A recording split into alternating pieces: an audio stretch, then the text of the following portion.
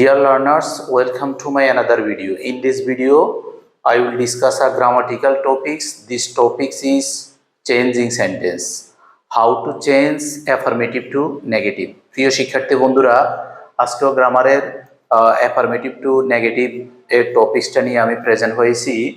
গত ভিডিওতে অর্থাৎ পার্ট 1 এ কিভাবে affirmative থেকে নেগেটিভ করতে হয় সেখানে 8টা রুল নিয়ে কথা বলেছি। আজকের এই ভিডিওতে অ্যাফার্মেটিভ টু নেগেটিভ করতে অর্থাৎ অর্থ চেঞ্জ না করে অ্যাফার্মেটিভ টু নেগেটিভ এর বাকি রুলগুলো নিয়ে এই ভিডিওতে আলোচনা করব। তোমরা সবাই সঙ্গে থাকবে। ওকে, প্রথম এখানে আমি একটা রুল লিখেছি যে কোনো অ্যাফার্মেটিভ সেন্টেন্সে যদি মেনি থাকে, মেনি এর পরিবর্তে not a few, a few এর পরিবর্তে নট মেনি, এ লিটলের পরিবর্তে নট মাচ, মাচ এর পরিবর্তে নট ফিউ। অর্থাৎ অ্যাফার্মেটিভ সেন্টেন্সে যদি এই শব্দগুলো যদি থাকে, আমরা সেটাকে যখন নেগেটিভ করব তখন এই শব্দগুলো ব্যবহার করব। মেনি এর পরিবর্তে নট এ ফিউ ব্যবহার করব যখন নেগেটিভ করব, এ ফিউর পরিবর্তে নট মেনি, এ লিটলের পরিবর্তে নট মাচ, মাচের পরিবর্তে not a little. For example, এখানে খেয়াল করবা number 1, he has many books, তার অনেক বই আছে। এই বাক্যটা হচ্ছে অ্যাফার্মেটিভ সেন্টেন্স। এখানে মেনি রয়েছে অ্যাফার্মেটিভ বাক্যে।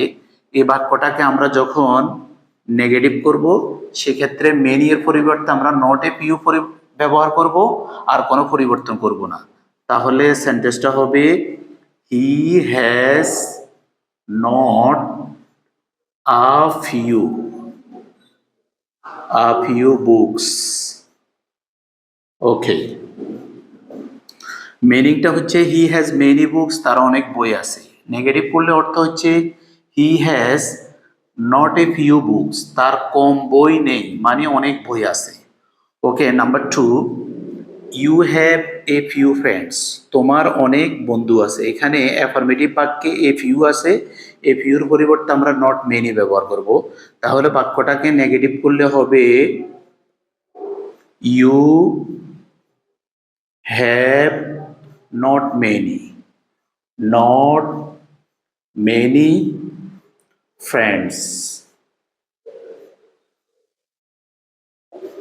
Okay, number 3, there is a little water in the glass. তাহলে এখানে এ লিটল রয়েছে। এ লিটলের পরিবর্তে আমরা অ্যাফার্মেটিভ বাক্যে যদি এ লিটল থাকে, এ লিটলের পরিবর্তে নট মাচ ব্যবহার করব। তাহলে আনসারটা হবে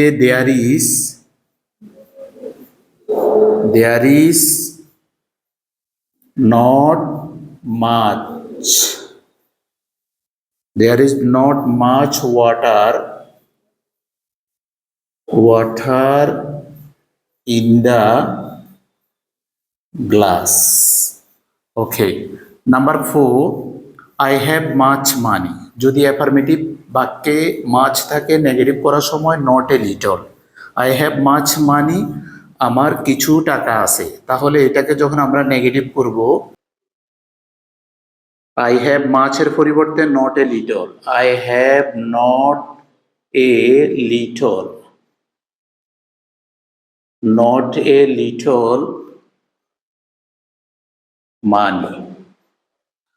ওকে শিক্ষার্থী বন্ধুরা, এবার আমরা আরো 3টা রুল নিয়ে কথা বলবো। যে রুল একে আছে, সামটাইমস যদি অ্যাফার্মেটিভ সেন্টেন্সে থাকে, এটাকে যখন আমরা নেগেটিভ করব তখন নট অলওয়েজ, সামটাইমস এর পরিবর্তে নট অলওয়েজ ব্যবহার করব। সুপারলেটিভ বাক্য থাকলে ওই বাক্যটাকে যখন আমরা নেগেটিভ করব সেক্ষেত্রে আমরা নো আদার দিয়ে বাক্যটা শুরু করব।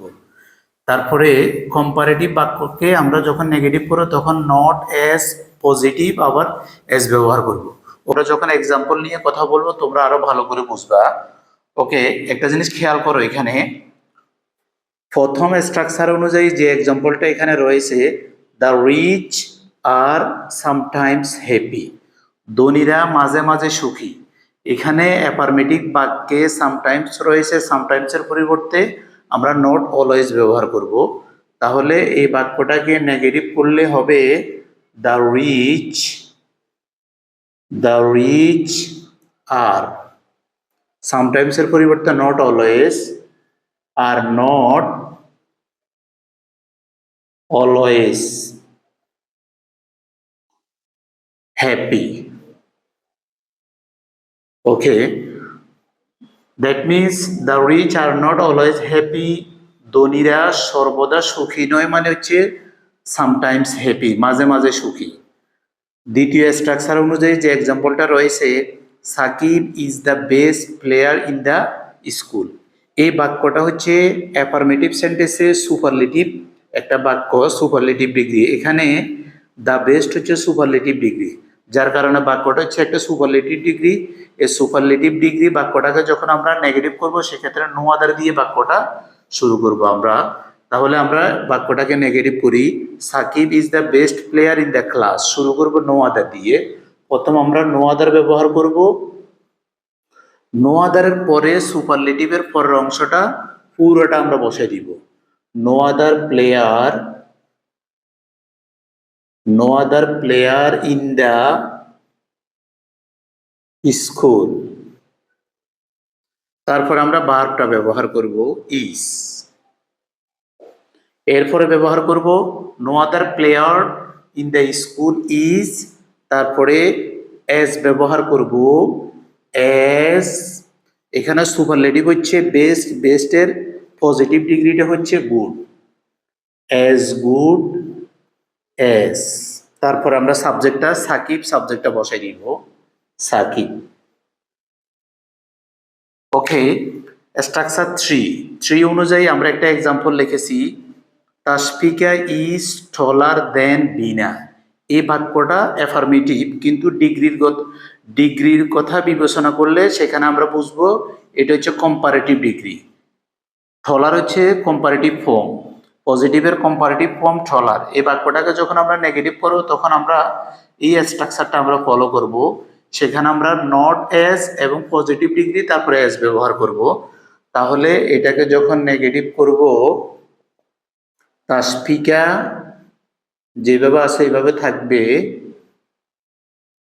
তাসফিকা ইজ, তারপর not as, not S, positive degree ব্যবহার করব। টলার এর পজিটিভ ডিগ্রি হচ্ছে টল, এস টল এস, তারপরে আমরা ব্যবহার করব বিনা। অর্থগত দিক থেকে খেয়াল করো, তাসফিকা ইজ টলার দেন বিনা, তাসফিকা বিনা চেয়ে লম্বা।